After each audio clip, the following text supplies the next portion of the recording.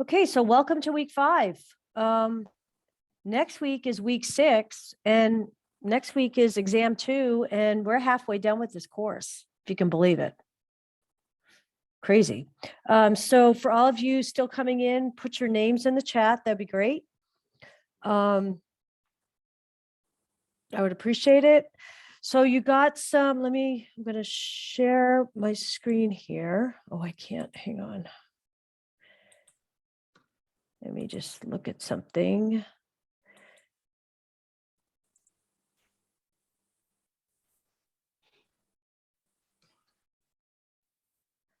Okay, I need to pull up our book.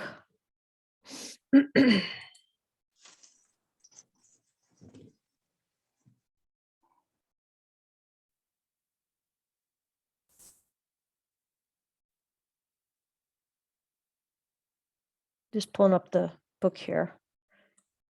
Part 2.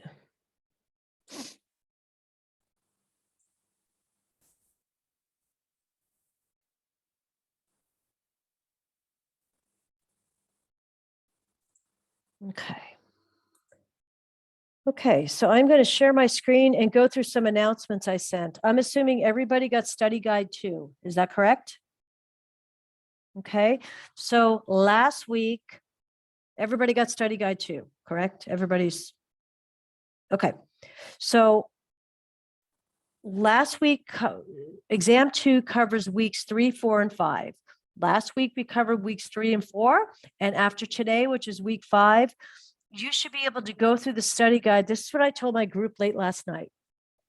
You should, I know you guys have med-surg exams this week. Is that correct? Oh, you guys don't have it. Okay. Do you have any exams this week? Okay. So you'll be taking this exam next Tuesday. So my suggestion to the group last night was after today's material is presented, I would suggest that you go back to study guide 2 and review it and make sure, look at all of your notes, all of your reading, all of your reviews, and make sure that everything in study guide 2 is familiar to you. I should have at least introduced topics, introduced concepts. Okay. And you will get a good idea when you review the study guide where you're at, right? As you review the study guide, you should think, oh yeah, we covered that. I understand that. Or yeah, we briefly touched on that, but I need to do a little bit more reading and understanding of that topic or concept. Does that make sense? We also have, I resent the review schedule. We have live reviews coming up this weekend, right? For exam 2, right? There are 2 on Friday, 1 on Saturday, 1 on Sunday. Everybody get that handout. Okay, everybody knows what I'm talking about. Latika and Leanne, could you turn on your cameras, please? That'd be great.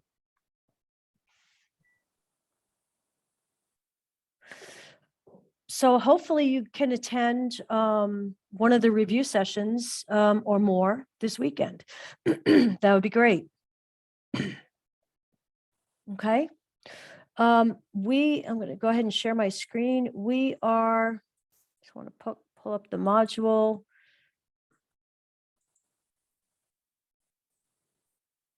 We are currently in week 5.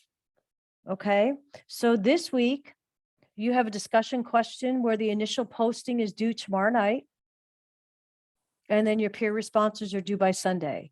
We also have an NCLEX assignment. Please make sure you understand that all the subcategories to select are right here in your module. Okay. I had a couple of students last week that, or recently, that said they could only get 25 questions, even though they're requesting 50. Well, that turned out because they didn't have all the subcategories entered in. So make sure you have all the subcategories entered in. Okay. I think I heard from every group in this class with regards to the infectious disease topic. Let's see, we'll do our attestation today, and then next week, There's only 2 chapters to cover in week 6, so I'm going to wait and cover those chapters in week 7, and we'll do week 6 and 7 together, since next week is an exam week. Okay. I'll be sending you out an email probably Friday night or Saturday morning. Same as exam 1. The exam will be ready for downloading this upcoming Saturday morning. And the expectation is to have it downloaded before you come to class on Tuesday. Okay. And don't forget, next week, even though it's an exam week, you have your discussion. You have a discussion question and you have your attestation. Okay. Does anybody have any questions about the infectious disease assignment in week 7, the second group assignment, or the vulnerable populations individual assignment due in week 9? We covered that last week. Wanted to just follow up to see if there were any questions. Anybody have any questions about that?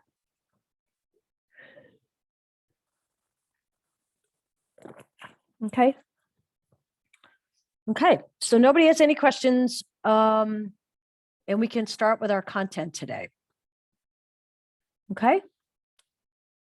So over the weekend, I sent you PowerPoints and case studies for these 3 chapters. We're going to be covering environmental health, epidemiology, and occupational health. Those are the 3 chapters we're going to cover today. Just curious, by just show of hands, has anybody had a chance to look at the PowerPoints? Does anybody know what we're going to be covering today? Okay, I don't see any hands. Okay, so nobody's had a chance to review any of the information we're going to be covering. So all this is going to be new to you. I would highly suggest you go back and, have a look at the PowerPoints. And as we know, PowerPoints are an outline of the chapter. So I'm going to go into the book and I'm going to pull out the important topics and concepts from each chapter that you need to be aware of.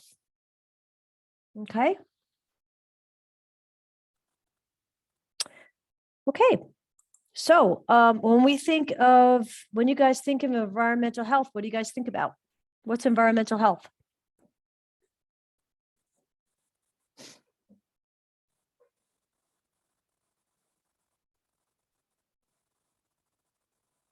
Anybody? What is environmental health?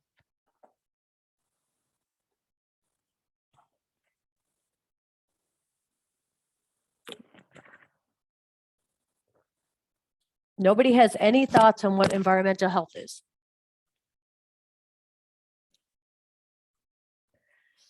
Okay. Well, let's figure out what environmental health is. Okay. So think of all the risks you have in an environment. Okay. Think of all the risks you have in your community. Okay. From air pollution, the water we drink, the food we eat, the land we live on, products we use. Okay. Certain risks, chemical risks, biological risks, radiological exposures. Okay, think about our own communities. Do we live in a community that's near an airport? Do we live in a community that's near a highway, a train station, industrial, farms? What kind of community do we live in, and what risks are associated with where we live? Okay, the 4 most common environmental risks for purposes of this chapter we talk about are air, water, land, and food. Okay.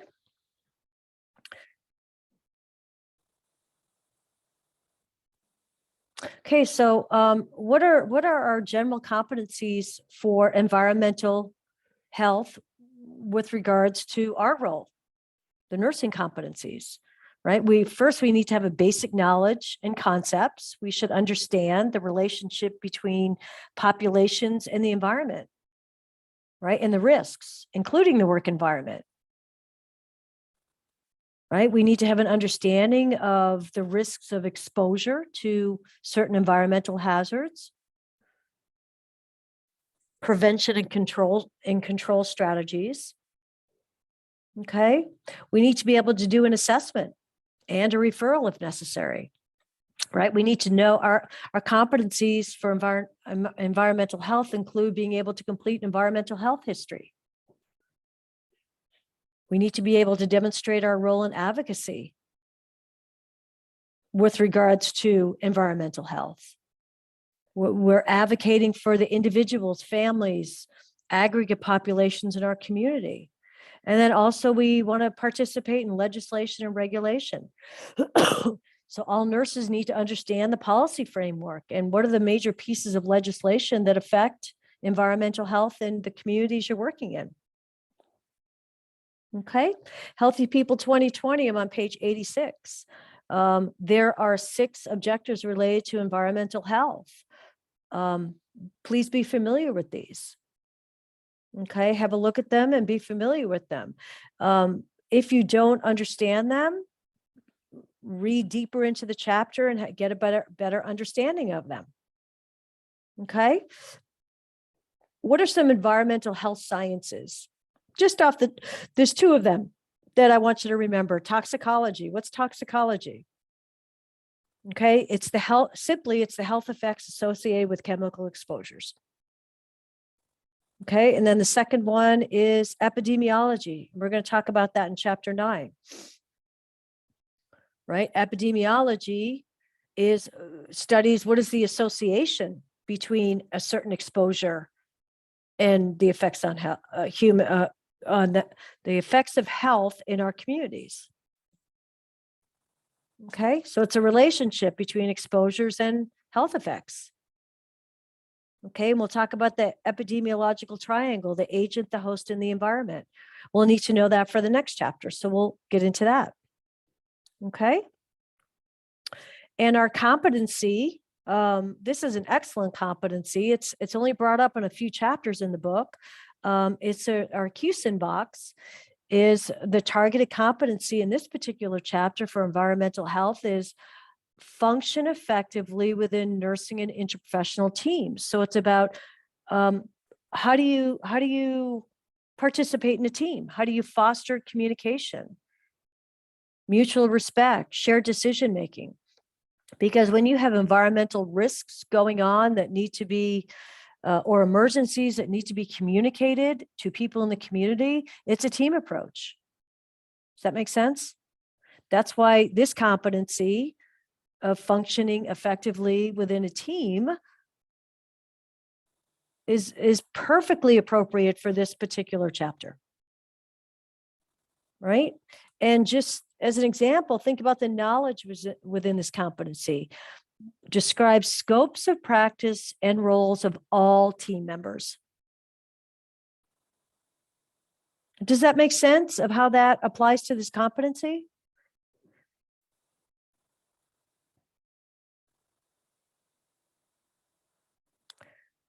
Okay, so a few things in this paragraph right here. This is how we do environmental health assessments. Okay, we have 3 different ways to look at environmental health assessments. Okay, first is by environmental factors. Are we talking about issues with air, water, soil, or food? Okay, so those are your 4 main environmental factors. And then we could also do our assessment by setting. Okay, is it an urban setting? Is it a rural setting? Is it a suburban setting? Okay. And then the third the third thing we need to consider in our environmental health assessment is looking at the environment with regards to functional locations. Okay, are we talking home, school, workplace, rec center, community, church? Right? And we know that each of these locations may provide unique environmental exposures and overlapping exposures. So I had a student this is the point where I asked students for examples of environmental risks in their communities. One of the students spoke last night about there's a big to-do in their community because the surrounding counties want to bring the hazardous waste to their community to put in their hazardous waste land site. And their community that she lives in is fighting that. Does that make sense? I mean, that's a a simple example of working with environmental risks. Does anybody have any examples of current environmental risks going on in their community that are trying to be sorted out?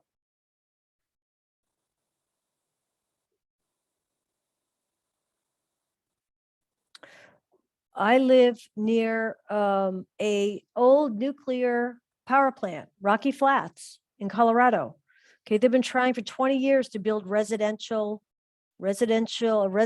community around Rocky Flats. They finally have built a community, but it took over 20 years. Okay, with sampling soils and land, all the issues with the land and the soil and the everything, but they finally have come to some agreement after an extensive 20-year cleanup of this site. Okay. This is an excellent box, this how-to of how to apply the nursing process, your ADPI, to environmental health. So I'm on page 91. Please have a look at these 6 and see how we are applying our nursing process to environmental health. Remember, that's one of the things we need to be able to do in each topic that comes up within the book. This chapter is environmental health. So here's our nursing process with regards to environmental health. The other thing I want you to be aware of is box 6.2. How do we do an exposure history? Whether it's a past exposure history, current exposure. Are we trying to reduce or eliminate current exposures? How do we do the exposure history? Well, it's done through a mnemonic called I prepare. I've highlighted this for you, box 6.2.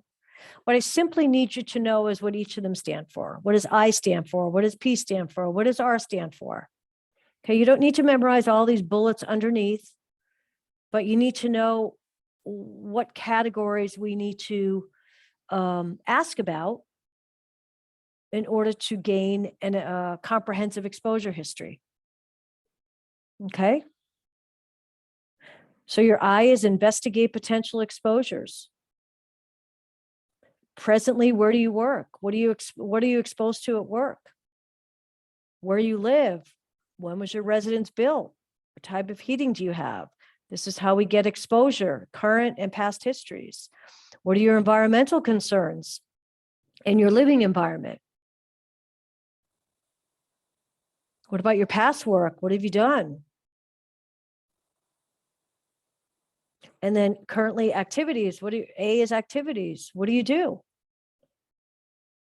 What activities or hobbies do you do? Do you use pesticides? Do you garden, fish, or hunt? The R is referrals, right? We're able to use these key referrals and resources. And then educate. Right? Do we have materials to educate the client? Have we discussed prevention strategies? What's the plan for follow-up? Okay, so that's how we do an exposure history.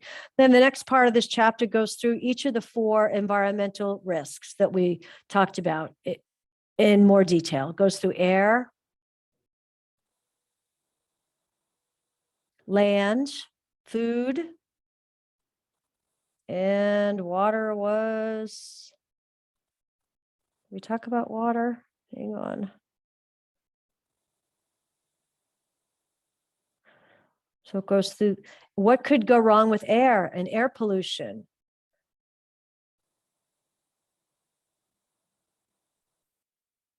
Water. What happens if you have contaminated water? Did anybody ever see the movie Erin Brockovich?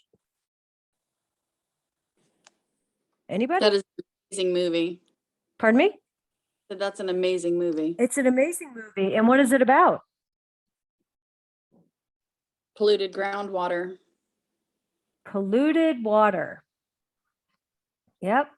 It was a community versus a big chemical plant where they were dumping chemicals in the water that were causing this little community to all these people have cancer, kids, adults. Okay, that was an example of water pollution. Well, that's what's happening in Flint, Michigan too. Yep, absolutely. That was my next comment. Where is it happening locally and currently? Flint, Michigan. Okay, I mean, we take for granted, right? I don't have asthma, but a lot of people do. I take for granted the air I breathe is healthy. Even though I live really close to a major thoroughfare, a major highway that goes right through the whole state of Colorado from coast to coast, I-70. Okay, I just take it for granted the air is healthy. I don't have asthma, so I'm not gonna, pollution really isn't affecting me right now. I take for granted that the water is healthy, right? Heck, we live in Colorado. We have the Continental Divide. It's supposed to be the best water ever, right? Land. I mean, I live in a very, very old section of town. I just need to assume that the land that I live on and the soil I plant all my flowers and do all my gardening is healthy. Right? There's a story coming out of New Jersey recently in the last couple, probably 2 or 3 weeks. I don't know if you guys have heard about it, with a high school. And they're starting to track back to, I think, 60 and 70-year-olds. And one of these people, of these graduates, is an epidemiologist. Well, he started tracking that when they were getting together with classmates were dying, or they were being diagnosed with these rare cancers. Well, he started looking into this, and it's turning out that the year that this high school was built 60 years ago was probably built on very contaminated land. You guys heard about this story? It's incredible.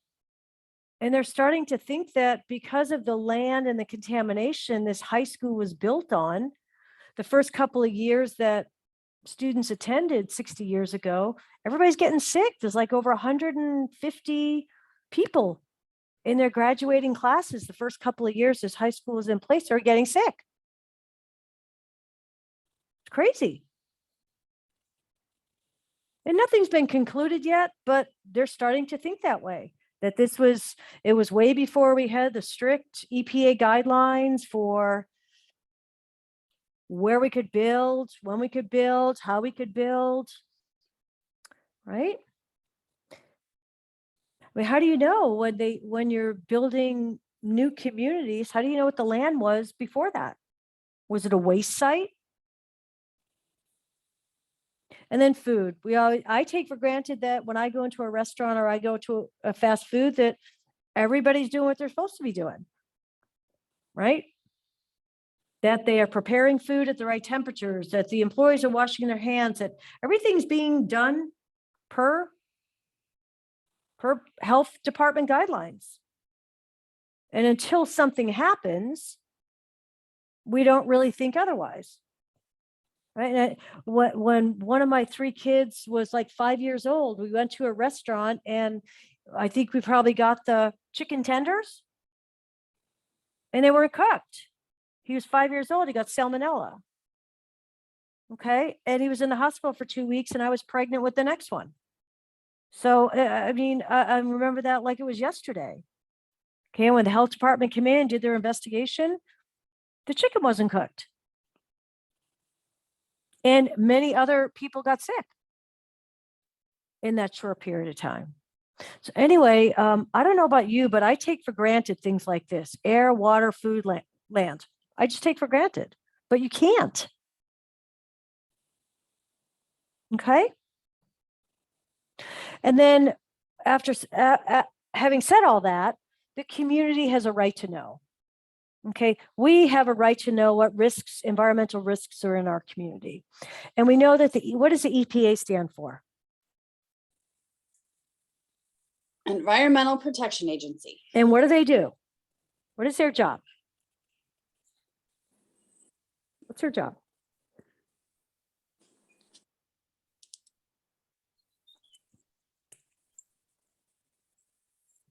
What is the EPA's job? Come on, guys. Protect the environment. Yeah, I mean, yeah. Thanks, Andres. Awesome. So, yeah, they are protecting the environment. And, interestingly enough, you can go on the EPA's website to the section called EnviroFacts, and I've highlighted this for you. Put in your zip code, and it will give you what kind of data on sources of exposure might be in your community. So maybe if you're living near a highway, one of your higher risk exposures may be air pollution. If you live on a lake or near water, maybe one of your higher risk exposures is water contamination. Okay. And then the EPA, one of their main functions is to do risk assessments. Okay. They have to do risk assessments to develop the standards that we all live by, that restaurants live by, that waste sites live by, that air quality control companies have to live by. The EPA is the one who does those risk assessments and develops health-based standards. Right? And so what is a risk assessment? Right? Risk assessment determines the probability that there is a health threat associated with a certain exposure. Okay. And this is interesting. Table 6.1. There's nothing you need to memorize here, but very interesting. It's environmental agents and what potential impact they may have on reproductive outcomes, because we need to consider pregnant women in the environment, right? What are they exposed to? What potentially they're exposed to, and what potential side effects are there? Okay, really interesting.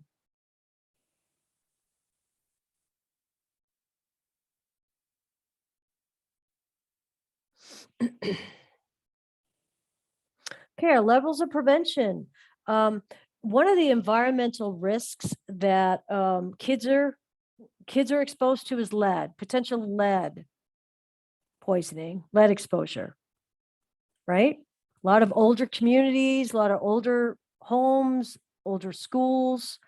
So their levels of prevention are related to lead exposure in this chapter. So primary prevention, we're trying to teach families to use only lead-based paint, right? That's primary. We're trying to prevent any problems.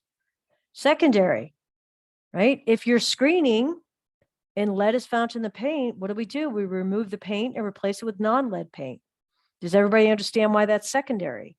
Early identification, early intervention. And then tertiary, there's been some kind of a lead exposure.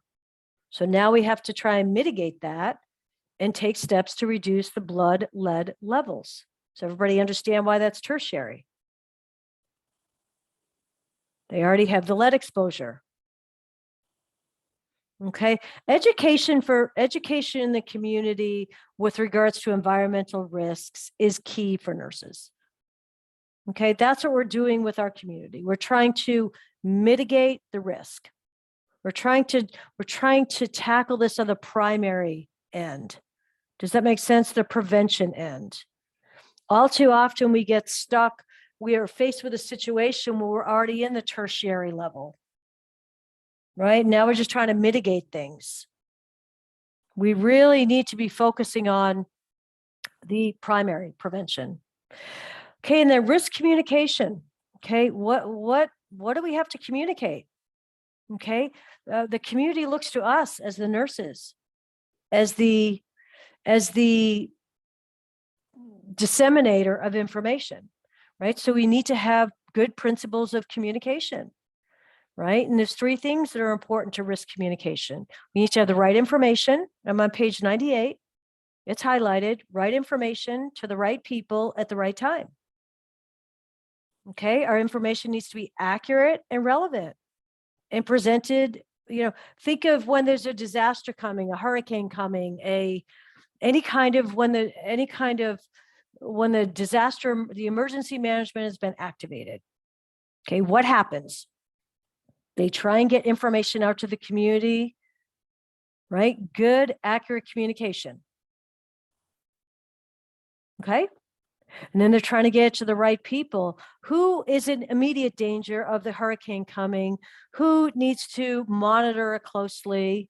You know, they have the kind of the levels of who's going to be impacted immediately, who may be on the secondary level of impact, and then who needs to be, you know, aware of what's going on. Does that make sense? So as to not ensue panic with everybody. So making sure the right information gets to the right people, right? We need to get it to those who are affected and also who may not be greatly affected but are worried, right? We need to make sure that the information we're getting out meets their language level, their education level, that they understand it. Okay? And then at the right time, right? Whenever there's an impending disaster coming, such as a weather event, right? We need to be able to get our information out in a timely manner to prevent panic. Okay? These are all about environmental risks. I know there's just so much to think about when you think about what potentially could be a risk, a catastrophe, an absolute disaster within our communities. Okay? And then here's where we get introduced to OSHA. Okay? So here, we're going to cover OSHA in chapter 32, but we're introduced to OSHA, and they are the agency that tries to ensure worker and workplace safety. Okay, so their goal is to enforce standards that minimize the risk to employers, such as chemical exposure, excessive noise, mechanical dangers, lifting, heat or cold extremes, unsanitary conditions. Okay, so this agency is very important when it comes to environmental risks as well. You know, if you have, has anybody ever been involved in an OSHA investigation or know what it is? Any of you that currently work in facilities should know what OSHA is, right? Everybody heard of OSHA? Yeah. I think behind JCMH, OSHA is the next unannounced visit that creates lots of anxiety. Okay.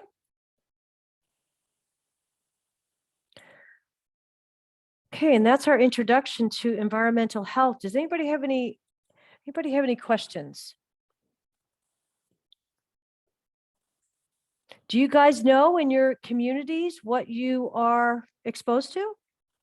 Or what is high risk environmental risks in your community? What do you guys know about environmental risks in your community? Anybody?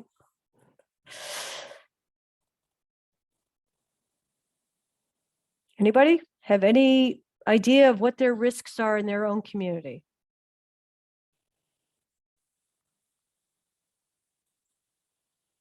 Nobody wants to talk today, huh? Okay, I'll talk. So Thanks, I appreciate it. That'd be great. We have a lot of we live in a very military town, so we Okay. have a lot of jets. Oh, there you go. So, what are you at risk for? Noise, Mhm. Maybe some air pollution? air pollution. Mhm. We have radon where we live, or Oh. where I live. Okay. So what are your risks? Cancer, lung cancer. Mhm.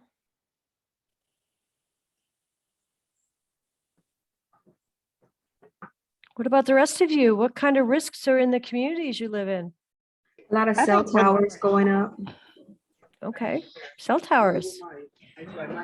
For the community that I live in, I'm going to say it's a historical town. So we have a lot of, I would say, environmental factors. because of like the old houses, the lead.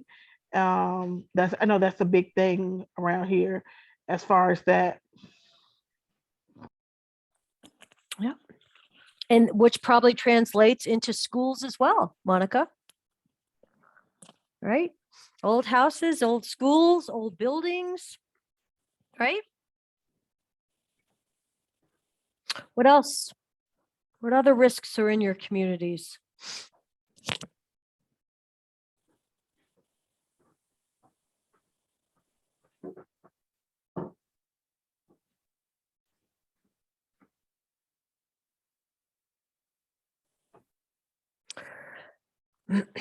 Okay, let's move on to epidemiology. It's chapter 9. There are a few things I want to pull out of this chapter. This chapter can get pretty complicated pretty quickly. So I want to try and keep it simple. Okay, if you're into epidemiology, this is great for you. If you're not, can become pretty overwhelming. Again, when we're done, look at your study guide. Okay, I already went through this with my group last night. The first, where is it? In your study guide, it's broken out into sections of chapters we've covered. So page 2, 3, 4, and 2, 3, and 4 are from last week. Okay, they're the chapters we covered last week. Page 5 and 6 are this week, or page 5 is this week. Okay, environmental health and epidemiology. Okay.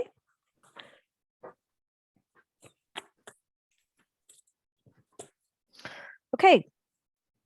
So again, here's your chapter outline, which is your PowerPoint. Okay. So we're going to look at basic concepts in epidemiology. What's the difference between reliability and validity when it comes to screening? Right? How do we get our data? How do we adjust our data? How do we compare our data?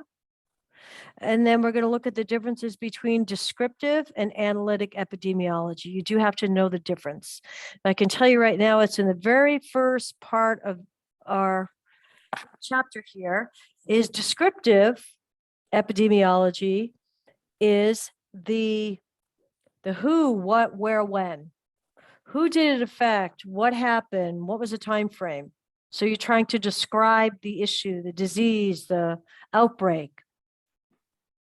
And then the analytic epidemiology looks at why did this happen? How did this happen?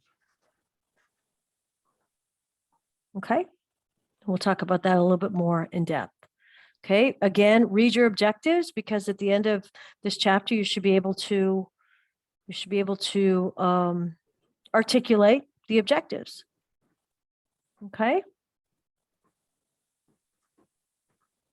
So here's our first, this is our first concept we need to know, right? What is epidemiology? Okay, it investigates the distribution or the patterns of health events in populations. And it also determines what influences those patterns. Okay, so it's a relationship about health events and how those health events influence the population. So when we're talking about descriptive epidemiology, like I just said, the what, the who, what, where, when, that's what we're looking at. Description. What is the outcome? Who's affected? Where are they? When do the events occur? Okay, so we're talking about person, place, time. Who is affected? Where was it? What time frame was it? Okay.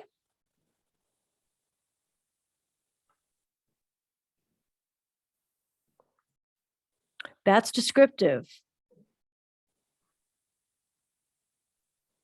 Okay, with regards to analytic, we talk about how did it occur, the how and the why.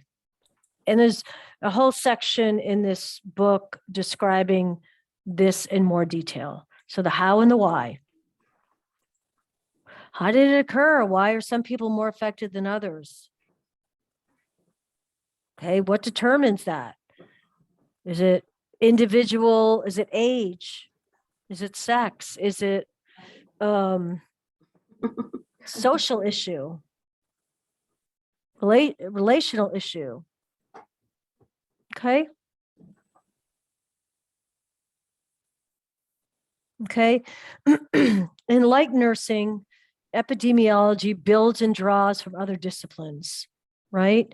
We include clinical medicine, lab sciences, social sciences, lots of different other disciplines. Okay. And we know that epidemiology focuses on populations. Okay, so epidemiology, I like this where it says epidemiology is like true detective work. Okay. For example, consider somebody who visited a country other than where they lived. Within 3 days, he's experiencing nausea and diarrhea. The epidemiological process now could help determine what action should be taking. What did he eat or drink? Did others eat or drink the same thing? For those of you that have just done discussion number 3, what is it? What's discussion 3? What's the question? What are you having to determine? Anybody do discussion 3 in this group? Some of you have.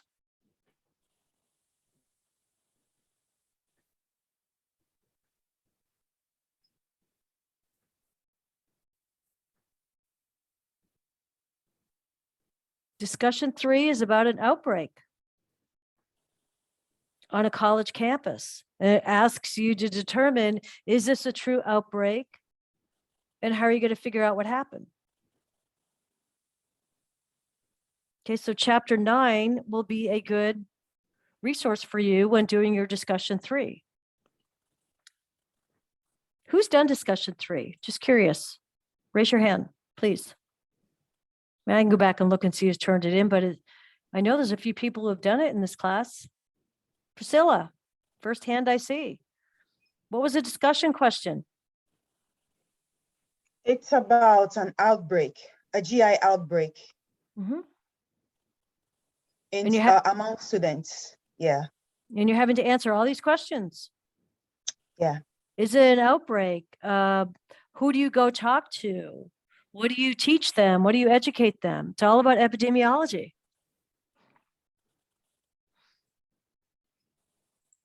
Okay.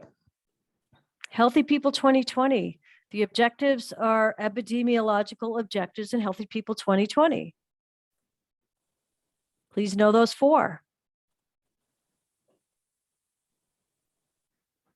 And I like this summary. This is an excellent summary of how nurses use epidemiology. All right, so we know that I'm going to read this. Nurses play a key role in the community's interdisciplinary team that looks at health, disease causation, and how to prevent and treat illness. That's what epidemiology is all about. We're looking at health, the cause of diseases, and how to both prevent and treat them.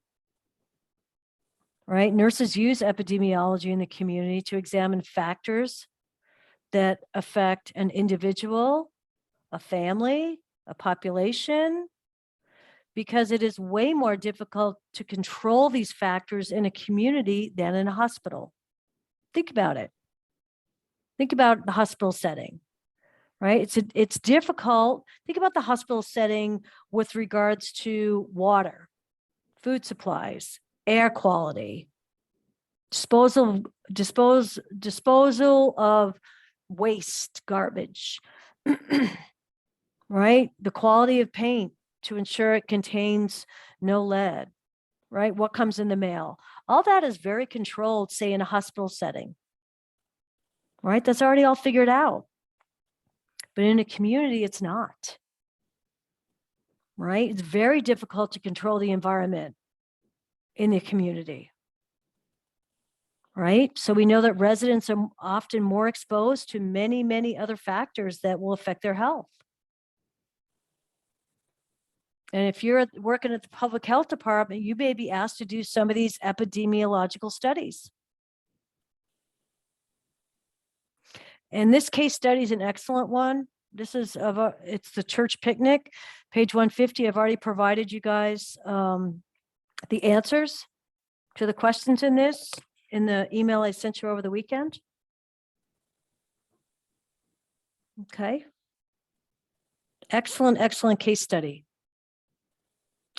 Okay, so what are some basic concepts in epidemiology? All right, we know that epidemiology, it's a measure of morbidity and mortality, right? We know that epidemiology looks at the distribution of health states and events, right? We know that people were all at certain levels of risk to some degree, right? We all have different probabilities that we're going to get sick, right? How do they differ?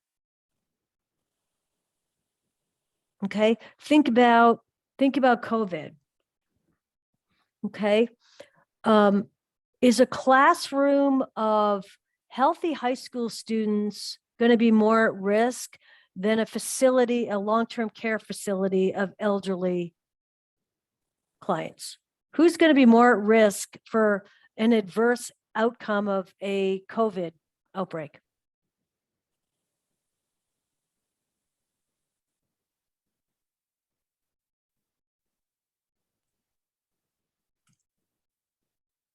The school?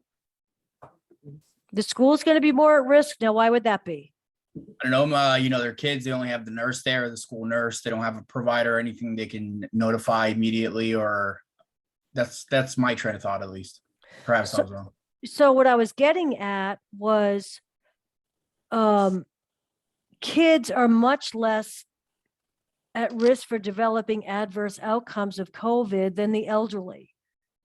So that would place the long-term care facility at more risk, right? Because we know that the elderly have suffered greatly with the outbreaks of COVID, simply for their age, their immunological status, right?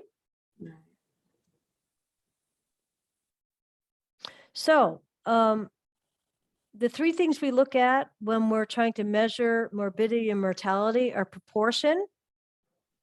Where is the proportion of, you know, if we're a group of 15 in the, or 20 in this class, and one of us gets sick with, I don't know, a GI bug, what's the proportion? 1 of 25, 1 of 20, right? Then the rate is the frequency of the health event, right? And then the risk.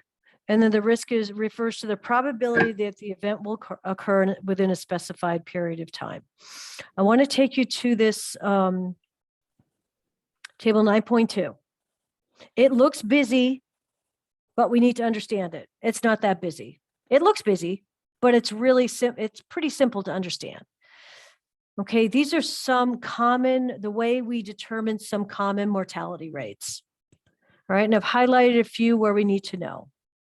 So for example, the death rate, okay? The number of deaths from any cause during a time interval divided by the estimated population. All this estimated mid-interval population, simply the population. Okay, so how do we calculate a death rate? For example, if there were 2 million deaths in a total population of 275 million, by that formula, it comes out to 873 per 100,000. Does that make sense? Age-specific rate, number of deaths among people of a given age group divided by the estimated population. So for example, last night I used, let's say, teen suicide. Okay, let's say we have 100 teen suicides between the ages of 10 of 18 out of a population of 1 million kids that are between the ages of 10 and 18. That's going to give us our rate per 100,000. Make sense? And here's an example of it here. 17,000 versus 18 million is 96 per 100,000.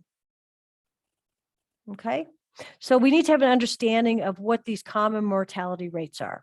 Okay, you may be presented a scenario and you're asked, what are we going to be looking at here?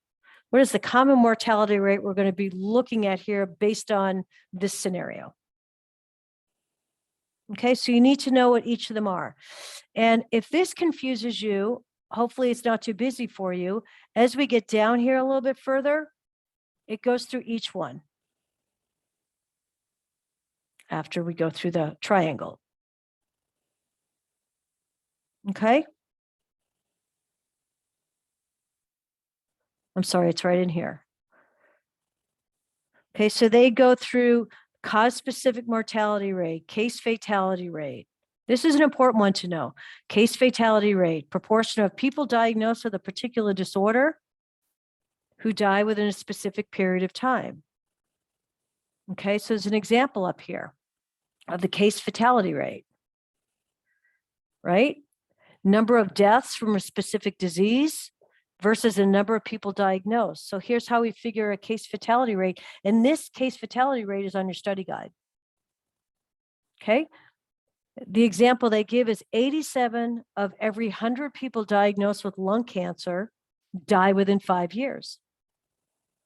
So then we can surmise that the 5-year case fatality rate is 87%, right? 87 of 100 people will die within 5 years. And inversely, the survival rate is 13. Fatality is 87, survival is 13 over a 5-year period. You guys understand that? Okay. Okay, here's the epidemiological triangle. It's agent, host, and environment. Okay, the agent, I'm going to go right to, well, let's look at this picture. Agent, host, environment. The most important two factors are the agent and the host. So let's go to box 9.1. Here's examples of what an agent, a host, and environment factors, how they are all related, how they may relate to each other. The agent is the actual infectious agent. Bacteria, virus, COVID, fungi, parasites, chemical agents, pesticides, physical agents, radiation, heat, cold, machinery. That's your agent. You must have a host to infect, right? The host is us. Okay. So your agent is your disease, whatever's being infected, or whatever the chosen, is it TB? Is it a flu? Is it COVID? What is it? And the host is that live person that becomes infected. And the things we consider about the host, us, is what's our susceptibility? Are we healthy? Are we ill? Is age a barrier? Is our sex a barrier? What's our immunological status, right? What if we're immunocompromised?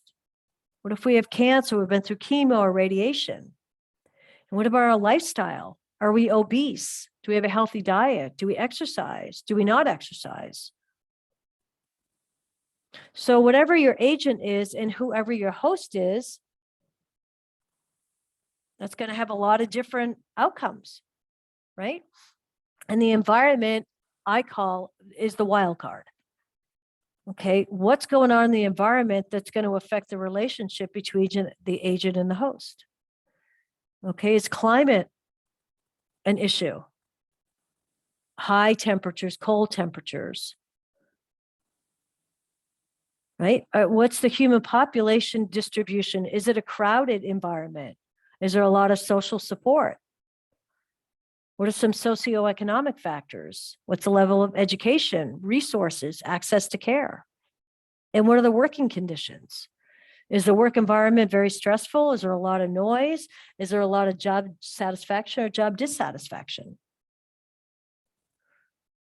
Okay, so do you guys see that? This is called the epidemiological triangle. You have to have an agent to infect a host, and the environment, depending on what's going on, is going to affect how this agent and host, how they manifest that disease. Okay, so let's say you have COVID with the immunocompromised kids who have cancer. Okay, so in the environment, how is the environment going to play into that? Okay, we already know the kids immunocompromised. We already know they have COVID. So what can we assume from that? That the kids are going to be more at risk for adverse outcomes, right?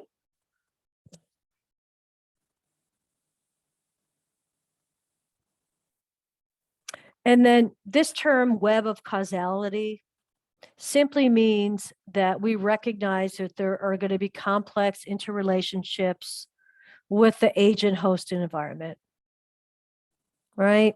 Sometimes they're subtle, sometimes they pop right out at you, that are going to increase the risk or decrease the risk for disease. Okay, so just think of it as a big spider web.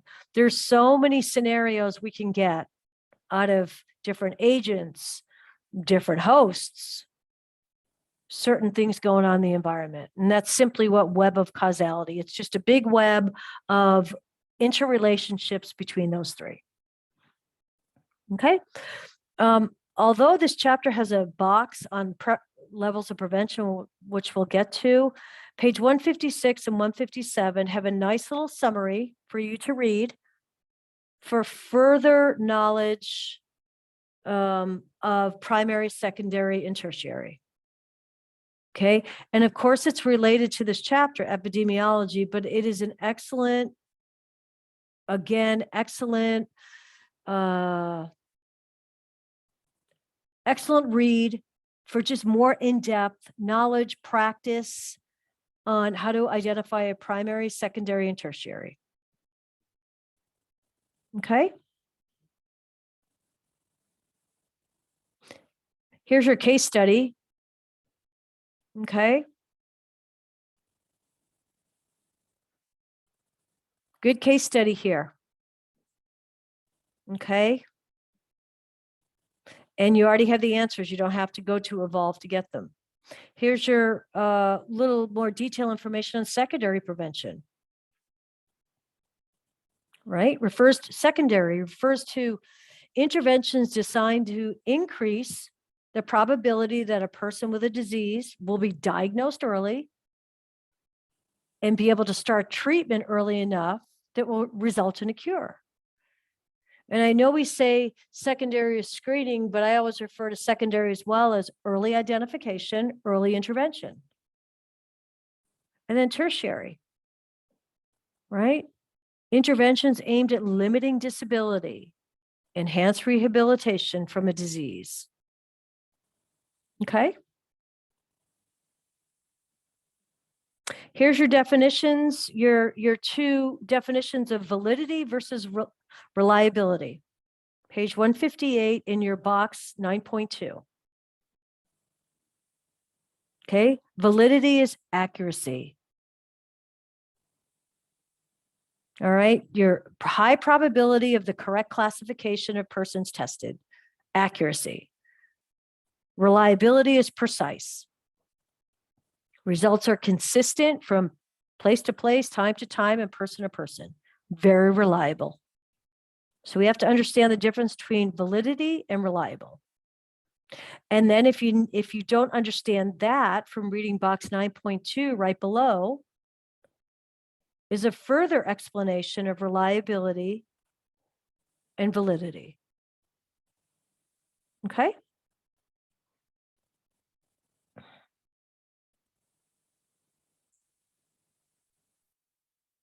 And then here's a section where it talks about descriptive epidemiology in more depth and analytic. Okay. Again, who, where, when. Okay. How things are or have been, and describes who, where, and when of the disease patterns. Where analytic looks for the determinants of the patterns observed, the how and the why. So there's another good summary right there of the difference between the two of them.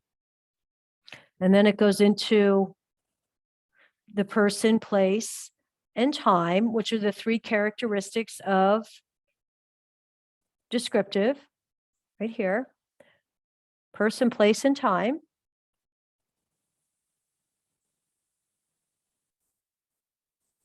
Okay. Descriptive epidemiology describes the distribution of the disease, death, or other health outcomes in the population according to person, place, time. And then it goes through person, place, and time in more detail here. Okay. And then here's your analytic, the how and the why. All right, I'm on page 163. Okay, and then we need to know these study designs, these 5 of them. Okay.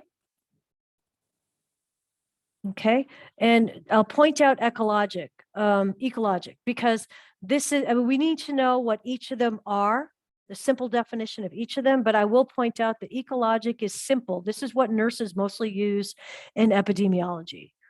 We use the ecological model. Quick, easy, inexpensive, and usually we have readily existing data. Okay. Then we have a cross-sectional, we have a case control, a prospective, and a retrospective. Okay, so for example, retrospective would be looking at something in the past. Let's say we had an outbreak of hospital-acquired infections. You know, a couple of months out, we started getting calls about people being readmitted with infections. Well, maybe you're gonna have to go back and do a retrospective study to find out who might have been exposed, who might have been affected. Okay, that would be an example of a retrospective. And down below here, it goes through each one and gives you a summary. Okay.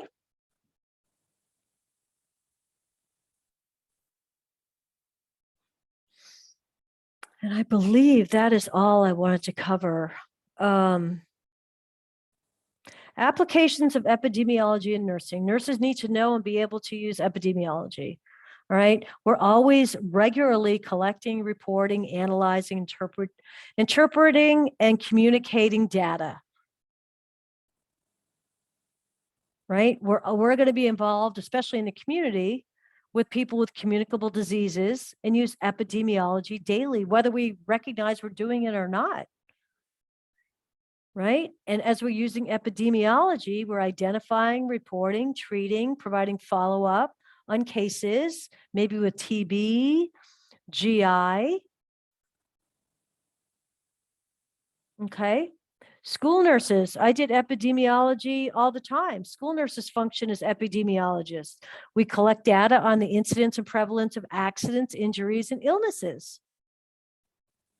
Right? We also play a major role in the detection of local epidemics. Chickenpox in preschool, strep in preschool, pertussis.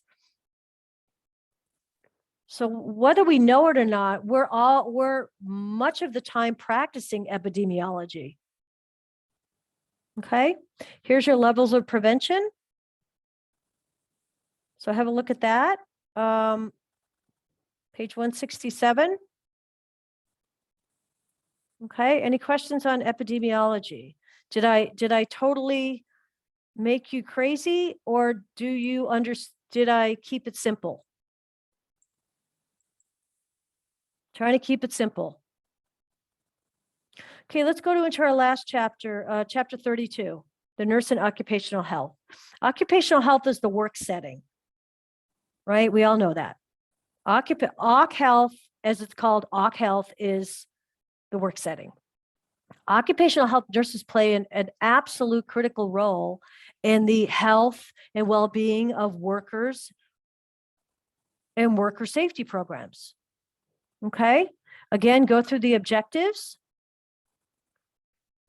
Okay, typically occupational health nurses work in traditional settings such as manufacturing, industry, service, healthcare facilities, construction sites, government settings. I mean, I'm sure in every place you work right now, you guys work, there's an occupational health department, right? Or occupational health nurse or occupational health team. They're responsible for ensuring worker safety and workplace education. They need to understand the jobs people do, what entails, what's their job description, what potential risks. Are they at risk for chemical exposures? If they're working with chemicals, are they at risk for back or muscle problems if they're involved in lifting? Makes sense? So here's the different kinds of here's the scope of practice that occupational health nurses may work within. Okay, they're worker and workplace assessments. They may be case managers, crisis intervention, legal and ethical regulatory monitoring, hazard detection, orientation and education of workers. Occupational health have a huge scope of practice. Okay, and here in this chapter, we're looking at the workers as your population. In previous chapters, we looked at homeless, teen pregnancy, mental illness as a vulnerable population. In this chapter, we're looking at workers as your population. Okay? And we just talked about this. Traditional industries included automotive, appliances, service industries, banking, healthcare, agriculture, construction, newer technology firms. Okay, characteristics of the workplace, right? We know that the demographic trends in the U.S. workforce indicate a changing population, right? And has implications for prevention services. Right? More women in the workplace, more older individuals in the workplace, more workers with chronic illnesses. Right? People living longer, all the legislations and the restrictions and the laws and the acts and all that. Right? The characteristics of work have changed. Over time, there's been a dramatic shift in the type of jobs. Okay, we need to know this part here. This is one of our attestation questions. The change in the nature of work has been accompanied by many new occupational hazards. There's 6 of them. Okay, we need to know this. Not only for your attestation question, but for the exam. If you're asked what kinds of new occupational hazards have emerged over recent years, here are some of them. I mean, look what job stress, burnout, and exhaustion has caused. Look at all the workplace violence, right? And then here's a nice 32.2 is a visual of how the epidemiological triangle can be used to understand the relationship between work and health.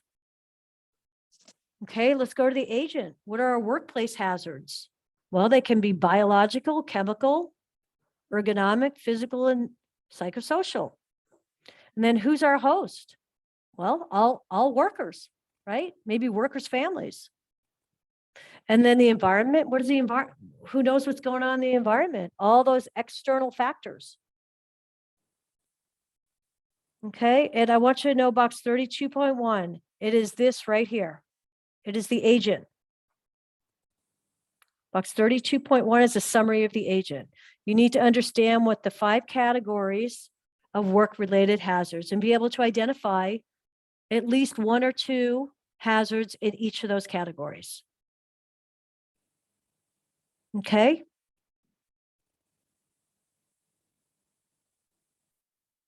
chemical, medications, gases, vapors, aerosols, enviromechanical, potential accidents, injuries, strain or discomfort, physical. Are you working with radiation, extreme temperatures, noise? And then psychosocial. What kind of environment do you work in? Is it stressful? Is it emotional? Okay, so 32.1 is a must. Okay. This is interesting.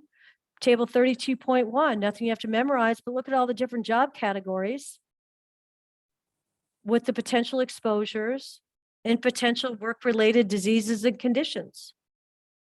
Really interesting stuff. And then it goes through each of the 5. So if you want a little bit more description, starting on 565, it goes through biological, chemical, environmental, and mechanical, physical, and then psychosocial. So have a little bit more, read a little bit more about each of these 5. Okay.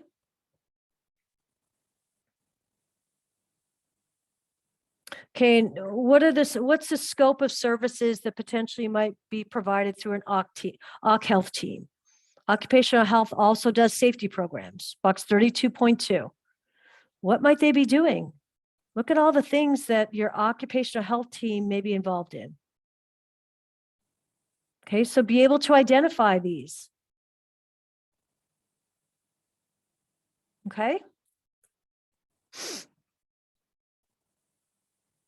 All right, so the nurse is often the first person that the employee sees with a work-related problem, right? So we're in a key position to intervene with all levels of prevention. Would like to start with primary and prevent any workplace issues, but that's not always realistic. But we would like to start at the primary prevention level and then work with secondary and tertiary as we need to. Okay. And here's your levels of prevention related to occupational health. Right. Obviously, the primary is to provide education and safety in the workplace to prevent injury. Right. Maybe a secondary would be screening for hearing loss from high noise levels. Who's at risk for hearing loss if you work in a plant that has high noise levels? And then tertiary, let's say you have a group of employees with diabetes. Do you work with those? Let's say there's a increased in missed work days with that particular group. Maybe you want to set up a group education session to make sure they understand how to use their insulin, understand how to test their blood sugars. Right? That's a good tertiary prevention because they already have the diabetes. Maybe you can try and prevent lost work days.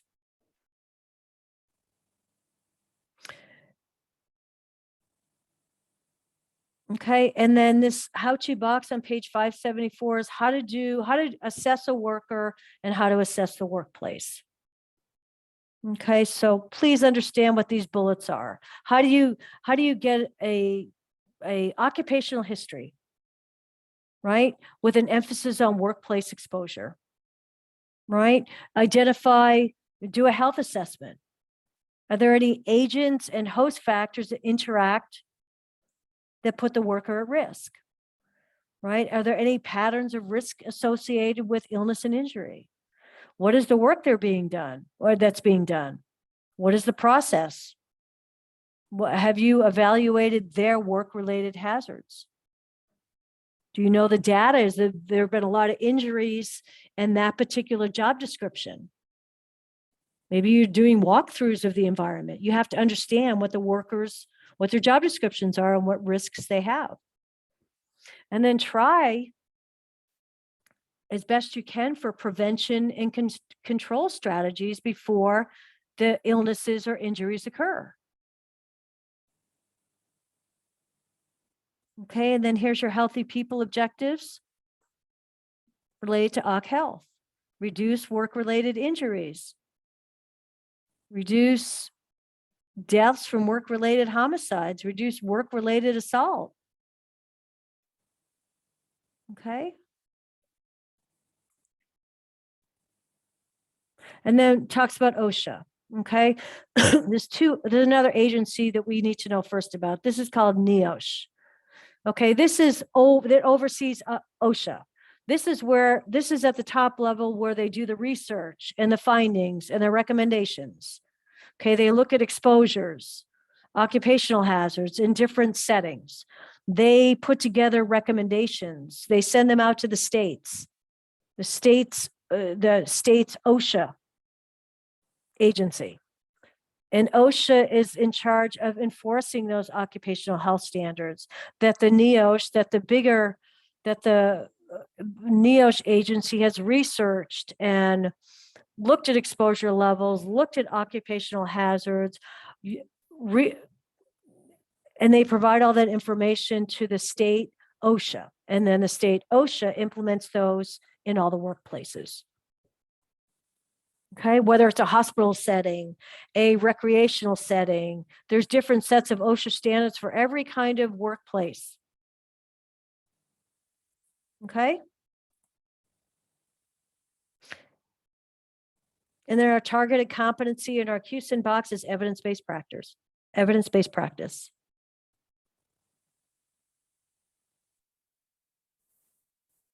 Okay. So that's it for occupational health. Do you have a better understanding of occupational health? Okay. Any questions? Let's jump to week 5 attestation questions. Let's get that done.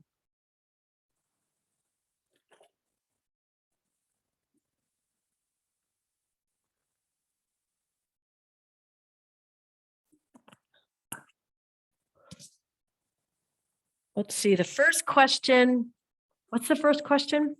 I should know this by now.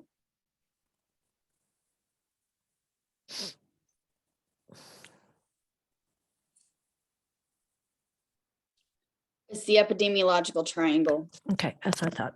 Okay, so what's the epidemiological triangle? What are the 3 parts?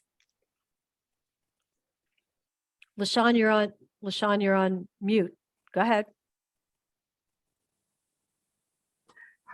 The host, the agent, and The environment. yeah, that's it. Couldn't think of that one. Yep, that's okay.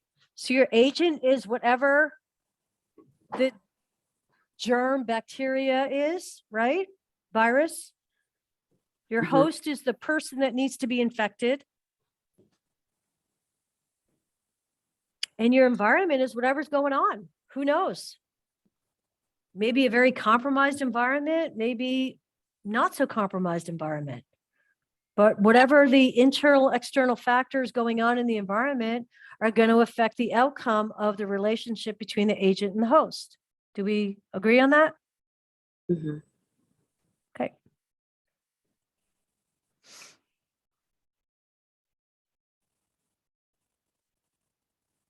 And please make sure everybody put their names in the chat today. If you haven't, it's not going to be counted for attendance. So please get yourself in there, please.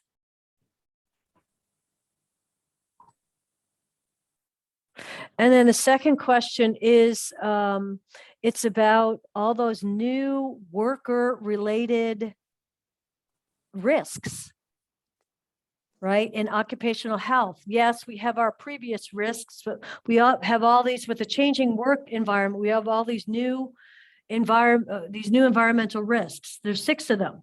I need you to list 3.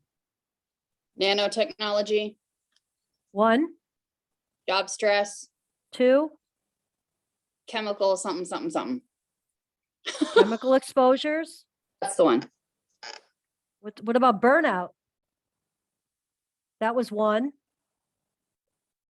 What were the other ones? Anybody know?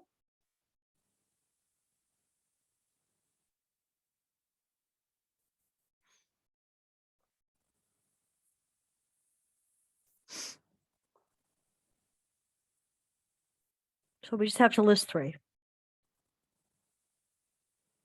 So today you've had an introduction to environmental health and all the risks associated, which are many. And if you're in community nursing, public health nursing, you're going to be dealing with that all the time. You had your introduction to epidemiology and how we as nurses are practicing epidemiology all the time.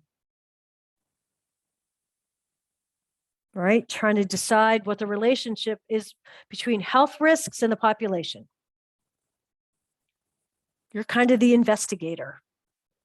That's what epidemiology is. You're the true detective of figuring out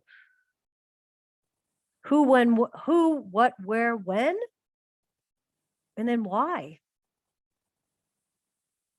Right? That's your analytical versus descriptive epidemiology.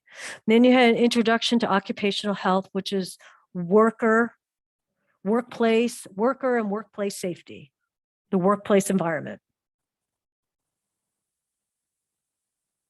Guys, have any questions?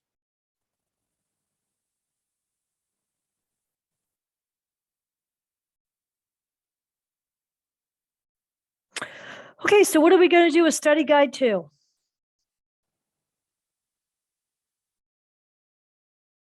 Number one, we're going to look at it. And we're going to go back to last week's notes and today's notes, and we're going to say, oh, okay, I pretty much recognize everything on the study guide, but there's some areas that I really need to look in that I don't think I understand completely. Or you're going to read through it and say, check, check, check. Yeah, I listened for the last 2 weeks, and I do have a pretty good understanding of the study guide, and that will give you an indication on how much time you need to prepare. If you read through the study guide and go, not sure I recognize many parts of this, you're going to have to go back and do your work. Okay, and where's your work come from? PowerPoints, case studies, and our lecture.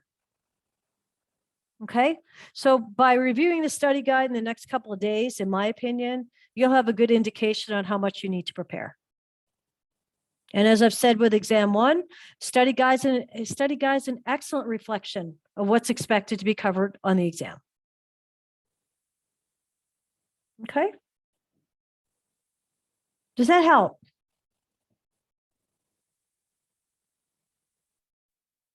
Okay. Questions? I'll stay on if anybody wants to stay on. I'm going to give you the gift of time. How's that? Andre says, yep, yep, yep, yep, yep, yep. I don't do this often, but today you get it. And thanks for being flexible. Sorry, I was 5 minutes late getting started. I apologize for that. Okay, I'll stay on if anybody has any questions. Otherwise, have a great rest of the week, and I hope to see you guys at least maybe in my review on Saturday morning, but I hope to see your names on the list of the other reviews. So do your best to get to one. It really helps, in my opinion. It really helps if you get to a live review. Okay, and don't forget to submit your attestation so you don't have to worry about that. What time are you doing on Saturday morning? 12 to 2 Eastern time. Yeah. Okay, that's mine on Saturday. And as you know, if anybody attended my review, I go through the study guide. I know other professors, we all go through the same information, maybe just in different ways. I know Professor Apple likes to do a PowerPoint. I like to just pick up the study guide and go right through the study guide. Okay. Professor Price, I think, likes to do Kahoots. So it's however you want to learn. It's all the same information. Okay. Did you put up any Kahoots? I didn't check. Yeah, it's in your announcements. It's week 5 Kahoots. Okay, It's in your announcement that had all the PowerPoints. gotcha. Yeah, I send a Kahoots every week. Okay. Okay.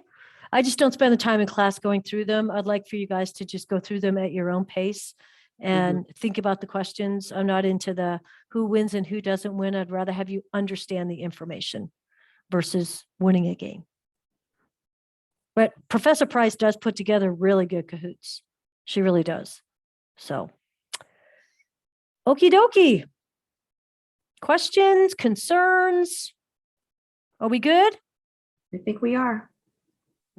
Well, I hope you guys have a great rest of the week. You know where to find me. Reach out if you need anything. Mhm. Okay. As you're getting closer to the exam, go through your study guide, go do all your own research. And then at the end over the weekend, if you're just finding that you're not understanding certain things after going to a review session or two, or listening to the recordings, reach out to me.